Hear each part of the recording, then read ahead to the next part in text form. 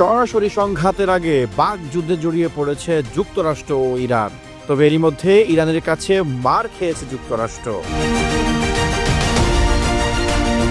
ইরানি যুদ্ধ বিমানের তাড়া খেয়ে রীতিমতো পালিয়ে এসেছে যুক্তরাষ্ট্রের একটি গোয়েন্দা ড্রোন। ইরানের নূন নিউজের এক প্রতিবেদনে তথ্য জানানো হয়েছে।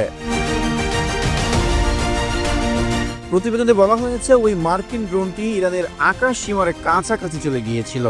এ সময় ইরানের F-14 যুদ্ধ বিমান ও ড্রোন সেটিকে ধাওয়া করে।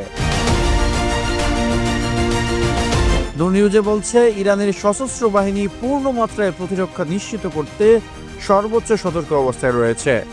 এছাড়া মধ্যপ্রাচ্যের শত্রুদের বিরুদ্ধে ভয়াবহ পাল্টা হামলার হুঁশিয়ারিও দিয়েছে ইরানের সশস্ত্র বাহিনী। ইয়েমেনের বিদ্রোহীরা সম্প্রতি লোহিত সাগরে ফের বাণিজ্যিক জাহাজের উপর হামলা শুরু করেছে। তাদের দমাতে এরই মধ্যে যুক্তরাষ্ট্র ইয়েমেনে হামলা চালিয়েছে, কিন্তু তাতেও কাজ হচ্ছে না। এমত অবস্থায় সোমবার মার্কিন প্রেসিডেন্ট ডোনাল্ড ট্রাম্প জানান, ইয়েমেনের বিদ্রোহীরা কোনো হামলা চালালেই তার দায় বর্তাবে ইরানের উপর। এরপরই ওয়াশিংটন তেহরান সম্পর্কে উত্তেজনা বেড়েছে।